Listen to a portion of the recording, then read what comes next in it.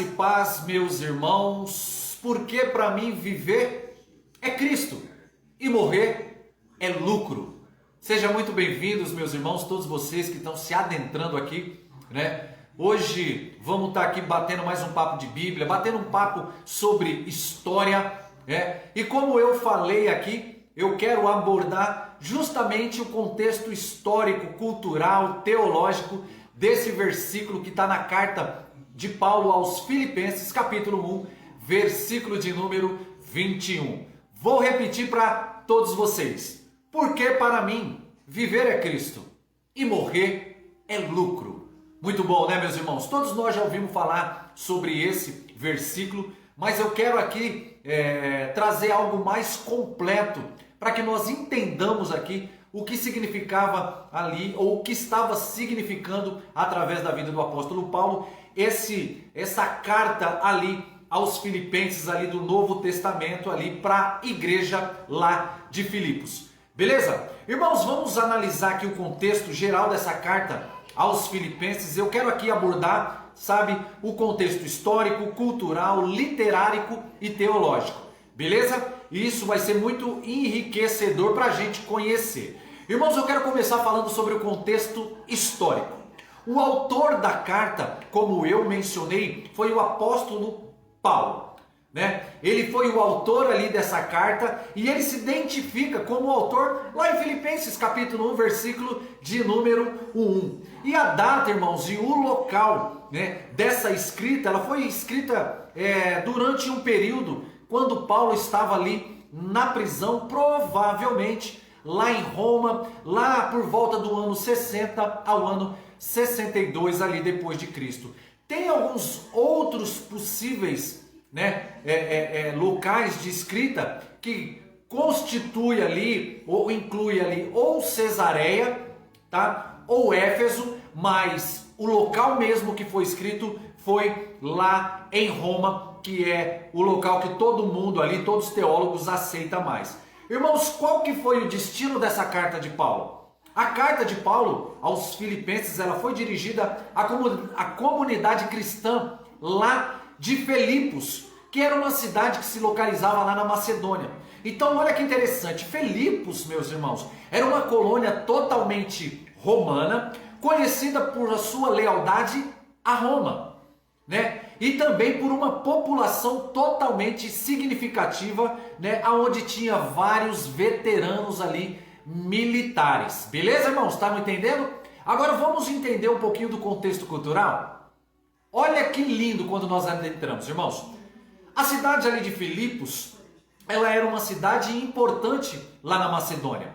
Então, estrategicamente, meus irmãos, ela estava ali localizada entre a via Egnátia, né? Que era ali uma rota comercial muito significativa que ligava o quê? Ligava o Oriente ao Ocidente.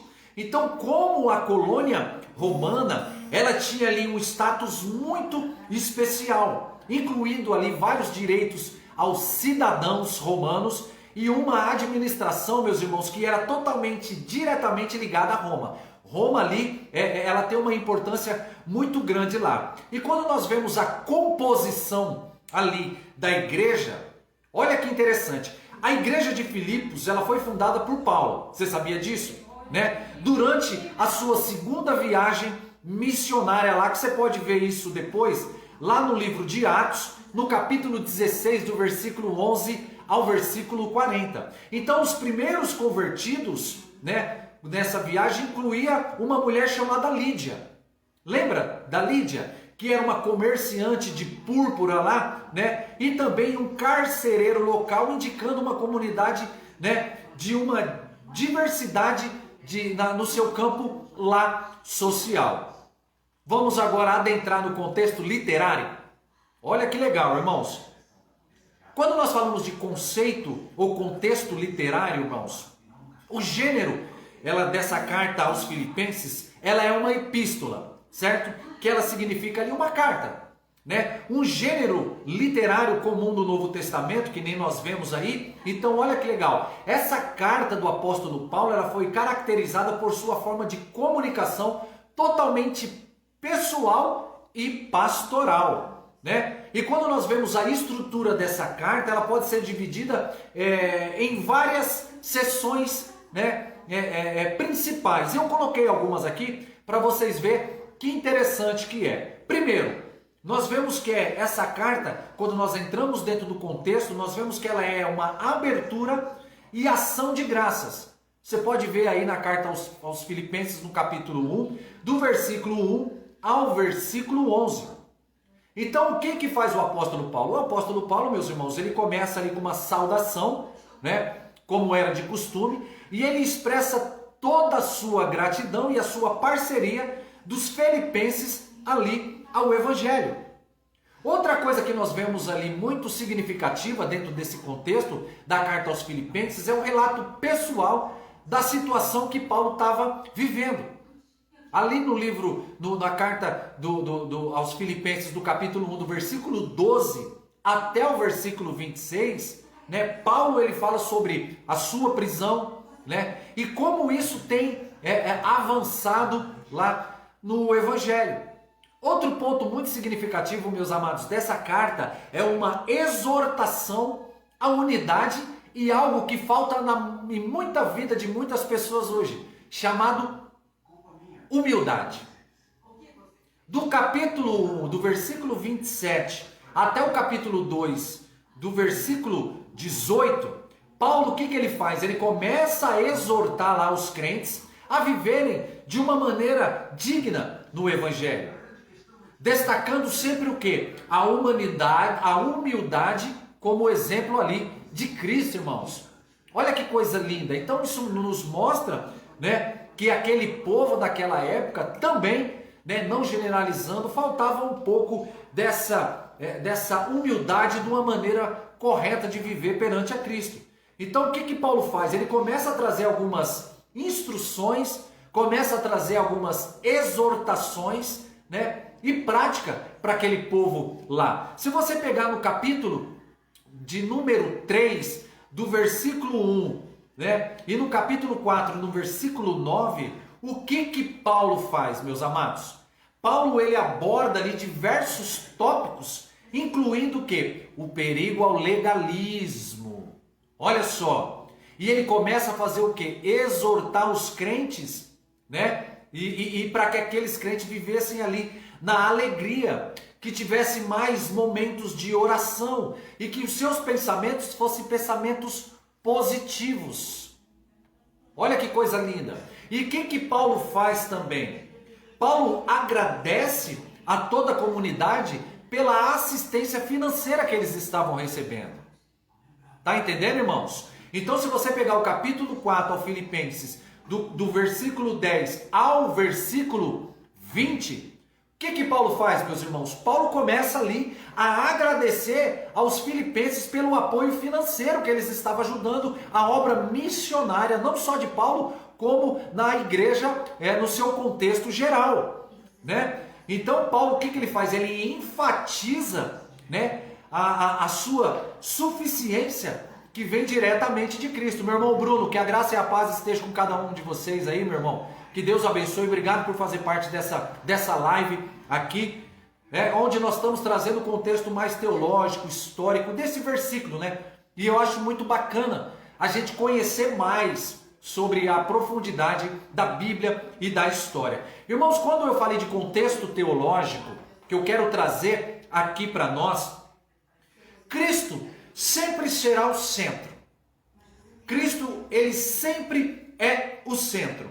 Então, quando nós falamos sobre a cristologia, quando nós vemos que essa carta, o centro principal é Cristo, tá? Especialmente, irmãos, no que nós vemos nesta carta, um hino cristológico. Filipenses capítulo 2, versículo 5 ao versículo 11, né? O que faz Paulo? Ele destaca o quê? A humildade e a exaltação do nosso Senhor Jesus Cristo. E ali, quando nós exaltamos, quando nós conhecemos a Cristo, quando nós se aprofundamos mais em Cristo, isso nos traz uma alegria muito grande. E quando nós vamos ali para uma igreja, ou quando nós estamos reunidos em igreja, nos traz o quê? Uma unidade. Isso também estava acontecendo lá na igreja, né? Na carta aos Filipenses. Então a alegria sempre foi um tema ali recorrente. Então, com Paulo, nós vemos que repetidamente, né? Paulo vem exortando aos crentes a se alegrarem no Senhor Jesus Cristo. Filipenses 4, versículo de número 4.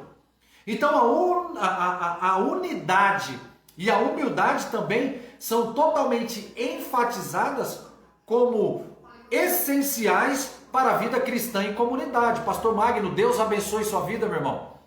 Um grande abraço aí para você. Então, quando nós estamos com Cristo, quando nós entendemos Cristo, nosso chamado, aquele que nos escolheu, João 15,16, Jeremias 1,5, né? Desde o ventre, nós passamos da tristeza para a alegria. E os filipenses estavam provando essa alegria, né? E eles só começaram a provar essa alegria quando eles entenderam a sua vida cristã. Que não era uma vida cristã que Paulo fala, meus irmãos. Não era só uma vida cristã da boca para fora, mas tinha que ser uma vida cristã na prática. Que os filipenses precisavam não só falar, mas viver na prática essa vida cristã. E o que o apóstolo Paulo faz? Ele começa a fornecer várias orientações de prática aos filipenses de como viver uma vida, né? Que essa vida ela passa a ser refletida na fé, na koinonia, na dedicação, na renúncia, tudo lá para a vida, né, dos filipenses. Então Paulo ele enfatiza bem, né, a importância da oração, irmãos. A importância de nós orarmos. Paulo mostra para eles lá dentro desse contexto, né, a necessidade da gente orar, né? E da gente estar a cada dia tendo paz, né, em nossos corações, paz com Deus, né, e a gente se alegrar por tudo aquilo que Deus, o Pai, tem feito para nossas vidas. Você pega Filipenses capítulo 4, do versículo 6 ao versículo 7, né, capítulo 11 e o versículo 13, ele nos mostra essa narrativa. Então o que Paulo faz? Essa carta aos Filipenses, ela é uma epístola, irmãos, cheia de carinho, cheia de gratidão, né, refletindo a relação próxima entre Paulo, entre a igreja lá de Filipos. Então essa carta, amados, ela oferece para nós uma rica teologia, que ela está totalmente centrada em quem? Em Cristo. E nós vemos uma série de exortação, né, e práticas para a vida cristã lá da igreja. Então essa mensagem que Paulo traz ali é uma mensagem de alegria, é uma mensagem de unidade, é uma mensagem de serviço que permeia toda a carta, de serviço ao amor de Cristo, tornando o quê? Uma fonte total de encorajamento para aqueles que eram lá da igreja ou da cidade lá, aos filipenses. Então olha, irmãos, para cada época, Deus, ele tem ali a sua peculiaridade. Para cada época, né, Deus ele vem ali mostrando de tudo aquilo que os filipenses precisavam, de todas as suas aplicações ali da carta. Por que que nós vemos aí várias pessoas falam, né, ou pregam essa palavra, ou vão pregar, né? Porque para mim viver é Cristo e morrer é lucro. Não é verdade, meus irmãos? Nós não sabemos a hora e nem o momento a qual vai chegar ali. Tá entendendo, meus irmãos? Mas o propósito dessa carta, Paulo, ele começa a agradecer os filipenses por todo o apoio que os filipenses estavam dando lá para ele. A igreja entendeu que vale mais dar do que receber. Então eles não mediam esforços para ajudar. Eles não mediam esforços para abençoar. Porque eles entenderam que quando você dá, aqui que a Bíblia fala, buscai o reino dos céus e as suas justiças, e as demais coisas vos acrescentareis, ou vos serão acrescentados. Então, quando Paulo faz essa carta, quando ele escreve essa carta, ele coloca Cristo como centro da nossa vida, como Cristo como sendo o centro da vida dos filipenses. Tá entendendo, irmãos? Olha que legal o que Paulo fala. E além de tudo isso, Paulo mostra que nós temos uma vida aqui a serviço do reino de Deus. E que a minha vida, a sua vida, seja testemunho aonde quer que nós vamos. Então, para Paulo, dentro desse contexto, viver é o quê? Viver é continuar a servir a Cristo e espalhar o evangelho de Cristo. E Paulo, o que ele fala? Que a sua vida é um testemunho contínuo na obra de Cristo através da sua vida, irmãos. Olha que coisa magnífica. Quando ele fala morrer é lucro, a morte Paulo mostra como um ganho. Um ganho em que sentido? Paulo ele vê a morte não só como um ganho, né? Que nós vemos aqui, mas ele reflete a certeza da ressurreição na vida eterna de Cristo. Então Paulo, na sua concepção, ele fala, quando chegar o meu momento, quando chegar a minha hora, se eu morrer, ou quando eu morrer, para mim vai ser lucro. Eu lutei um bom combate, eu guardei a fé. Olha que coisa linda quando nós entramos dentro do contexto. Então significa o quê? Está na presença imediata de Cristo, cumprindo ali o seu propósito e seus deveres aqui na terra. Então estar com Cristo, irmão, fazer a sua obra, fazer ali aquilo que Ele nos designou e nos escolheu, é a coisa mais bela que a nossa, que Cristo, que Deus pôde nos oferecer. Olha que lindo, irmãos, quando nós entramos dentro disso aí. E aí nós vemos toda a cristocentricidade dessa vida cristã. Porque quando nós entramos dentro do texto, a declaração de Paulo, ele desafia os crentes a viverem de uma vida centrada em Cristo. Aonde Cristo tem que ser a nossa prioridade. Qual que é a sua prioridade? O que está sendo a sua prioridade, irmãos? Qual que é a nossa prioridade? Na perspectiva aqui de Paulo sobre a morte, a visão de Paulo sobre a morte, ele oferece o quê? Ele oferece um conforto, a esperança aos crentes, mostrando que a morte não é o fim. Mas a morte é uma transição para uma existência mais plena de Cristo, irmãos. Então entenda, tudo nessa terra que nós estamos passando aqui, literalmente é passageiro. Está entendendo, irmãos? É passageiro. Então tudo que nós estamos plantando é aquilo que nós vamos colher. Por isso que Paulo fala, hoje, morrer com Cristo para mim é lucro. Agora, vou fazer um pontinho de interrogação. E morrer sem Cristo, irmãos? Aí você pode fazer uma pergunta, irmãos, mas eu conheço Cristo. Já ouvi falar de Cristo. Mas aí eu quero trazer uma problemática aqui. Conhecer, ouvir falar, todo mundo conhece. Mas você já entregou sua vida para Jesus? Salmo 37, verso número 5. Porque conhecer todos conhecem. O ateu conhece, o espírita conhece, os nossos irmãos. Todo mundo conhece. Um abraço para todos os meus irmãos aí, né? Mas, e viver a vida que Ele tem um propósito para mim e para você? Será que quando nós morrermos, quando nós chegarmos na Nova Jerusalém Celestial, quando Cristo olhar para mim e para você, você vai olhar para Ele e falar, morri, mas foi lucro morrer, porque eu te servi, te busquei, andei nos teus caminhos, preguei a tua palavra, ganhei almas, ganhei minha família, ganhei a minha casa. E aí, irmãos? Essa era a questão cristocêntrica que Paulo estava levando para a vida dos filipenses. Então Paulo estava fazendo para que colocasse na prática, não só de ouvir, não só de falar, mas de praticar, que era o propósito de Paulo. Então esse versículo, irmãos, ele desafia os crentes, não só daquela época, como eu e você, agora, a reavaliar as nossas prioridades, né? E a nossa centralidade se Cristo é na nossa vida diariamente, irmãos. E aí? Parou para pensar? Mas para que você deixe Cristo entrar na sua vida, você tem que ter coragem. Você tem que ter coragem, irmãos. Tem que ter coragem. Porque você pode ter até esperança, mas você tem que ter coragem. Paulo estava encorajando os crentes lá de Filipenses a viverem uma nova esperança.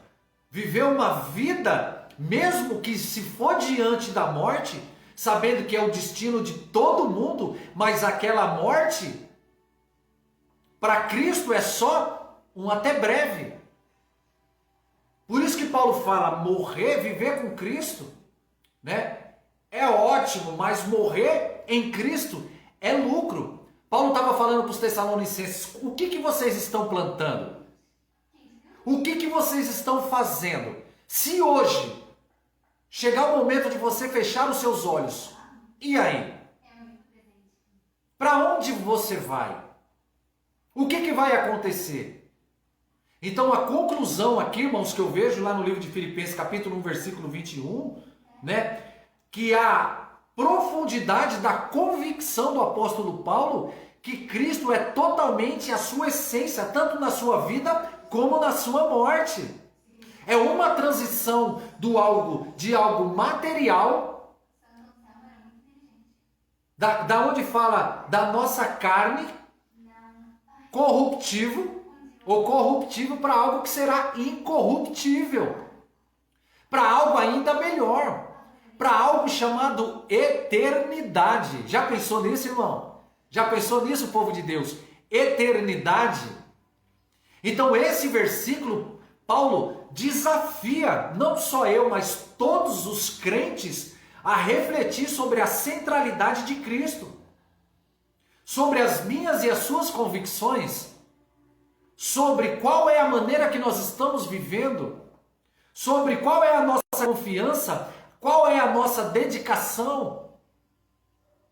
E aí, meus irmãos, fica essa pergunta para mim e essa pergunta para você. Porque para mim viver é Cristo, morrer é lucro. E aí, será que nós possamos falar com essa palavra com autoridade? O que você está plantando? Quais são as sementes que você está plantando? Saiba que, se você está plantando coisa negativa você vai colher, meus irmãos. Infelizmente, é lei da semeadura, isso é fato. Os filipenses, eles chegou um momento que Paulo estava encorajando a vida deles. Está entendendo, irmãos? Então plante coisas boas. Seja uma pessoa corajosa. Seja uma pessoa que quer mudar não só a maneira sua de pensar, mas mudar a sua maneira de viver.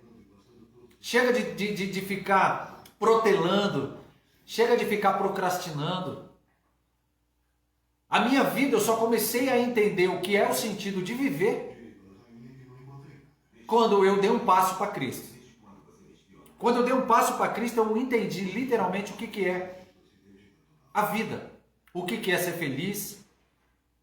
E aí a sua vida muda. Vai ter problemas? Vai. Vai ter dificuldades? Vai.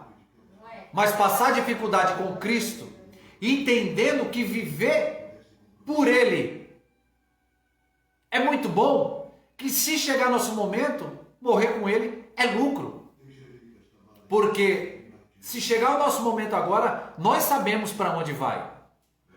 Porque nós estamos buscando a Deus, nós estamos orando, nós estamos lendo a palavra, nós estamos tentando fugir do pecado, nós estamos a cada dia tentando colocar a nossa vida mais aliançada, pregando a palavra, ajudando os nossos irmãos. E aí, irmãos? E aí, fica a pergunta para nós. Porque para mim viver é Cristo e morrer é lucro. Então é interessante quando nós entramos dentro desse contexto histórico, teológico, cultural, poético, para a gente entender, irmãos, que tudo nessa vida aqui, literalmente, ela é passageira. Tudo que nós estamos plantando aqui, ele é passageiro. É para que quando vier a Nova Jerusalém, Quando ela descer do céu, nós podemos fazer parte dela. Entendeu, irmãos? Então, assim, busque mais conhecer mais de Deus, busque mais conhecer da palavra de Deus, busque mais, estar mais alicerçado de pessoas ali que te agregam valores espirituais, que te agregam valores de conhecimento, que é mais crente que você, que é mais crente que nós, para que nós possamos entender mais a cristocentricidade da Bíblia, que nós possamos entender mais o quanto as escrituras são valiosas. Então, irmãos, eu quero deixar aqui meu irmão Odair, né, um grande estudioso da palavra de Deus também, que Deus abençoe a sua vida. Obrigado por passar aqui para assistir esse vídeo aqui, que Deus continue abençoando você, a sua família, né? Então, irmãos, eu quero agradecer a todos vocês que estiveram comigo aqui nesse rápido vídeo. Tentei ser o mais coeso, o mais sucinto, o mais objetivo possível, tá? Não posso deixar aqui de frisar, tem o meu canal lá no YouTube. Falta 4 pessoas para a gente chegar a 200 irmãos. 4 pessoas, né? Nós sabemos, eu sei o quanto é difícil, irmãos, a gente chegar a 200 pessoas, né? É difícil, não é fácil. Principalmente falando sobre Bíblia, falando sobre história, falando sobre palavra de Deus. É mais difícil ainda, porque infelizmente muitas pessoas, né, não tem esse estímulo de conhecer mais da Bíblia, mais da história. Mas louvado seja Deus que o meu canal está chegando a quase 200 pessoas, irmãos. E graças a Deus que não são pessoas compradas. Não comprei ninguém, irmãos. Hoje nós vemos muitas lives aí, nós vemos aí muitas pessoas aí com 30, 50, 60. Irmãos, não generalizando, mas muitos deles lá são robôs, tá? São pessoas compradas, né? Já me ofereceram para me comprar seguidores, falaram, irmão, compra seguidores aí pro seu canal, aí depois você já vai ser monetizado. Mas, irmãos, que graça tem você comprar? Se você compra, automaticamente é uma mentira. Tá entendendo? Quando você compra ali, não é uma verdade. São robôs que estão lá, que não gostam do seu conteúdo, que não sabem do seu conteúdo, que não dá a mínima pro seu conteúdo. Mas, irmãos, estou muito contente. Ó, o Rafa tá aí, meu irmão Rafael, que fez parte comigo do ministério chamado Geração Boas Novas. Deus abençoe sua vida, meu irmão Rafael. Que prazer estar com você aqui. Grande abraço, meu irmão lá de Osasco, né? Tá aqui conosco. Olha lá, ele falou, agora falta 3. Obrigado, irmão. Obrigado. Tem muito vídeo bacana de história, de reflexão, né? A cada dia eu aprendo, não sou um PhD, né? No campo histórico, mas graças a Deus a gente tem podido aí agregar valores espirituais na vida de muitos pastores, amigos, presbíteros, diáconos, pessoas aí que não têm cargo nenhum eclesiástico, que estão amando os vídeos, que sempre me mandam mensagem, e isso, ó, alegra muito meu coração. Beleza, meus irmãos? Que a graça e a paz do Criador esteja em vossos corações. Hoje aprendemos mais um pouquinho do contexto histórico, a carta, né, aos Filipenses, né? Porque para mim viver é Cristo e morrer é lucro. Um grande abraço, até o próximo vídeo lá, meus irmãos. Tamo junto, brigadão por todos vocês. Compartilhe o vídeo lá.